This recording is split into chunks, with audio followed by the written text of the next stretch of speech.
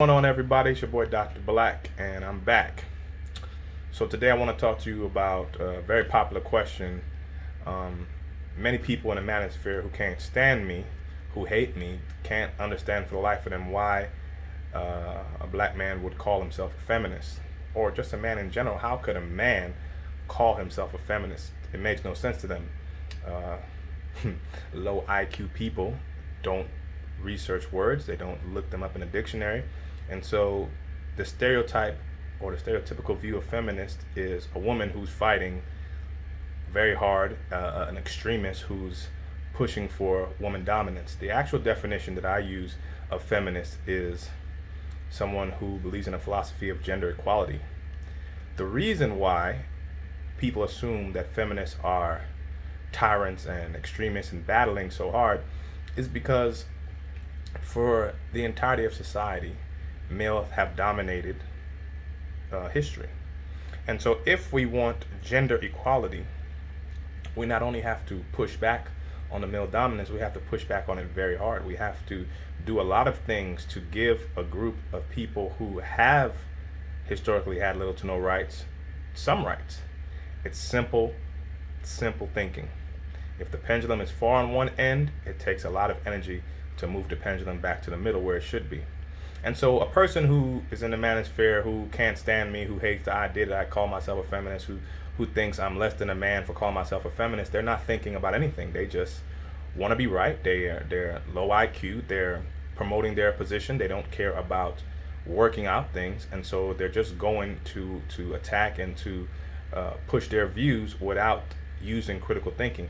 And that's a problem on the internet a lot, as many of you I'm sure find.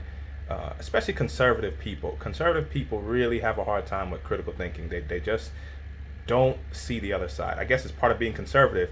You know, you see your side, you see your traditional views. Your traditional views have to be correct. It can't be anything else. And so other people who have views outside of your own or are your mortal enemy need to be demolished, destroyed, getting rid of, whatever, so that you could feel comfortable inside your small, tiny mind and your small way of thinking in your small little box. There's a huge problem with that, and we'll talk about the problems with being a person in the manosphere and what's wrong with the whole concept of the manosphere, because I'm not even sure there is a philosophy. We have seen, those of us who have been exposed to the manosphere, commonalities, but I don't know if there's a set philosophy, and there may or may not be. Nonetheless, why am I a feminist? Well, one, I'm a humanist.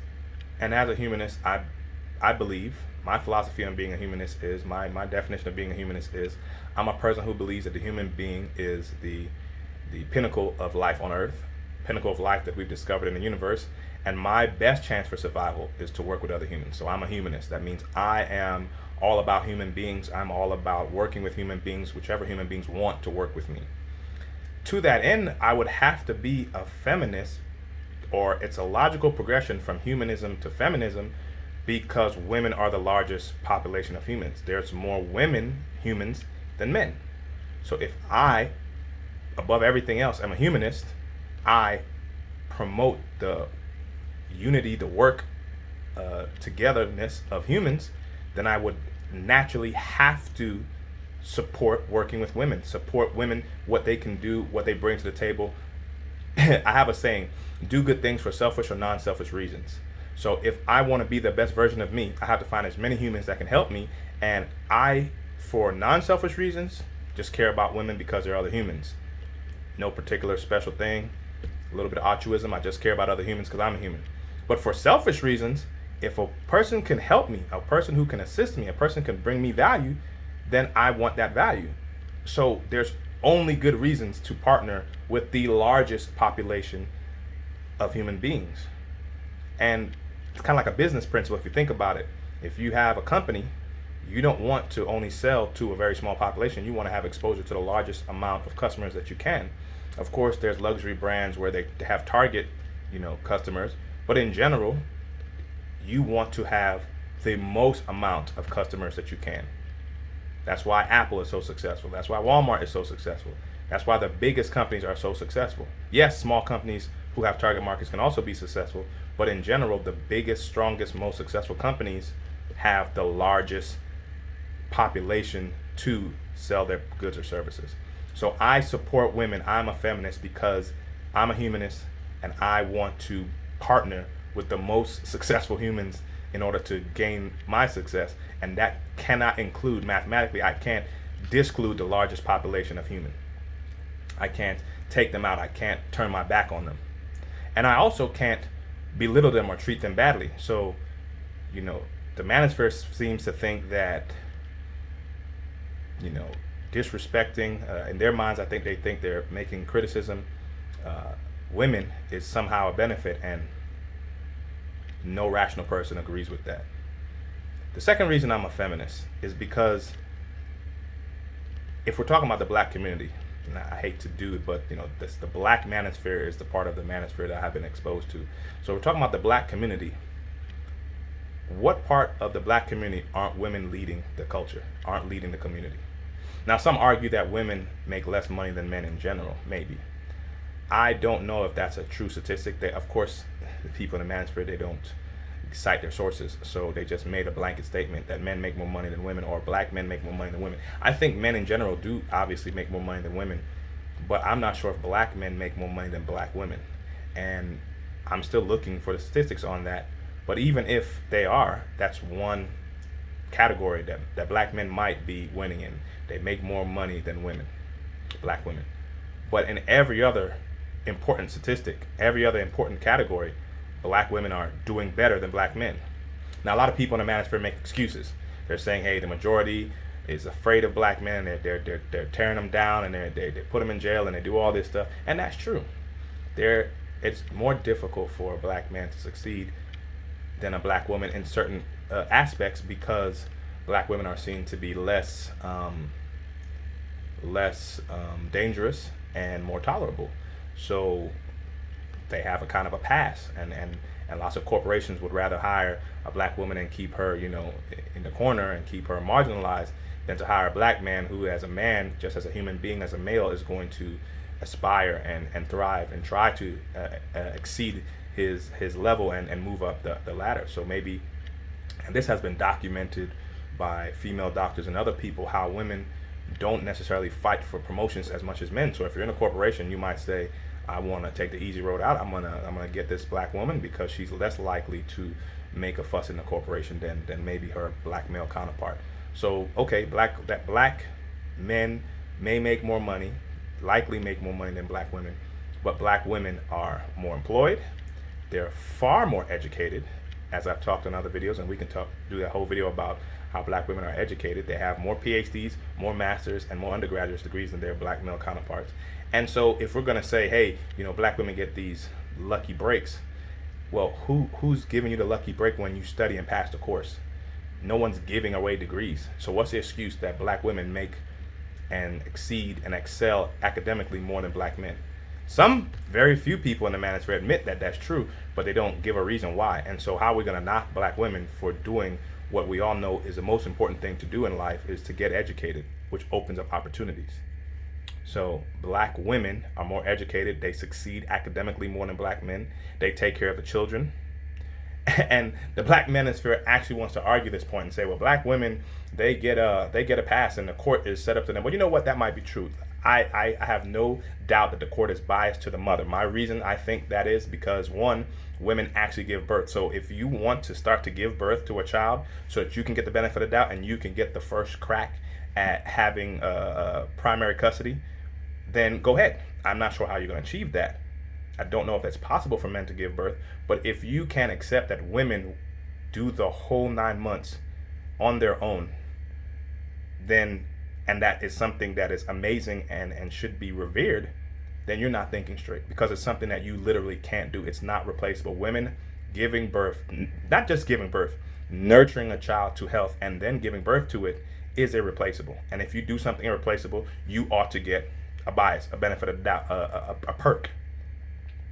So yes, the man has to join the woman and fertilize the seed, but that's what, 5-10 minutes? You can fertilize the seed in no time. But nurturing the seed, that takes a whole 9 months and a lot of work. And a lot of men don't support the woman. They have a one-night stand or something, and they leave the woman to figure it out.